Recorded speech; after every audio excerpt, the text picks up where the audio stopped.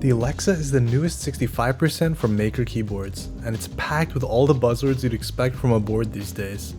It supports plateless gasket mount or leaf spring top mount, Hotswap with split backspace support, boasts a very low front height of 16.5mm, has a centered USB-C daughter board, is under $250, and is available for pre-order at the time of this video's release.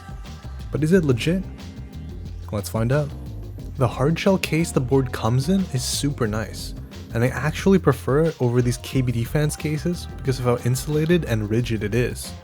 And while plateless gasket mount is the intended configuration, an FR4 plate is included with every kit, with palm being available as an extra. After using this board for a month in the intended config, I can wholeheartedly recommend running it plateless. Two of the biggest concerns regarding plateless Hotswap are switch alignment and stability. I did some testing, and here's what I found regarding switch fitment. In general, 5-pin Cherry, Gateron, and JWK switches fit snugly. Most other switches seem to have thinner than average pins, and I wouldn't recommend them for plateless.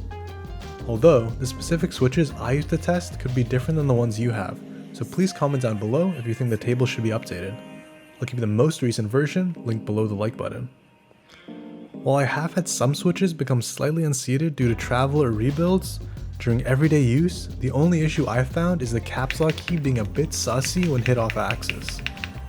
If Hotswap socket durability is a concern, just know that I've used this PCB assembly for over a month, doing lots of flex tests and switch swapping with no loose or popped sockets. And that's with the prototype PCB's V1 Kale sockets. The production PCBs use Kale V2 sockets, which are apparently significantly more durable. Suffice to say, plateless Hotswap is viable. I immediately became a fan of the plateless sound signature when I started typing on this board, and the fact that this can be achieved alongside the convenience of Hotswap is awesome. Another great feature of plateless is the extremely comfortable typing experience. No plate combined with a thin 1.2mm PCB means that the flex is noticeable and very localized. My previously most flexible board was my Mr. Suit built with a palm plate, but when I tried using my suit after weeks of using the Alexa, the stark difference in flex made me rebuild my suit because I thought something was wrong with it. But no, the Alexa typing experience is just that much more flexible. In top mount, the Alexa is actually even more flexible, but I honestly wouldn't recommend it because it sounds super pingy around the numero, which you'll hear later in the sound tests. Of course, this could potentially be remediated with some modding, but in my opinion, it's not worth it as gasket mount is already great with no mods. Another small gripe I have about the Alexa is the fact that the gasket tabs are not adhesive, making an otherwise very straightforward and pleasantly simple building process just a little bit tedious. Maker went this route so that it's easy to swap between mounting styles, but it's something to note. Overall, I would still say that the Alexa is a great board. It has pretty much everything you could ask for in a 65%. Its arguably biggest flaw is actually not related to the design of the board itself. Maker's fulfillment times are becoming an issue.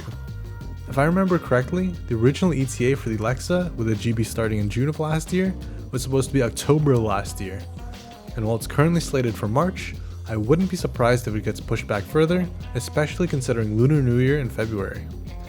While yes, there were many factors that delayed keyboard GBs in the past year, and these timelines still aren't Rama level, or rookie level, it's still very annoying for those waiting for their GB units. Basically, until Maker proves himself capable of meeting his aggressive fulfillment deadlines, take the ETA you see on the product pages with a very small grain of salt. Just pretend they're GMK sets or something. Thanks for watching. I have a lot of content on the backlog, and I've heavily upgraded my camera, so subscribers can look forward to a hopefully high quality, content-rich 2022. Without further ado, here are a few sound tests and some commenter requested configurations.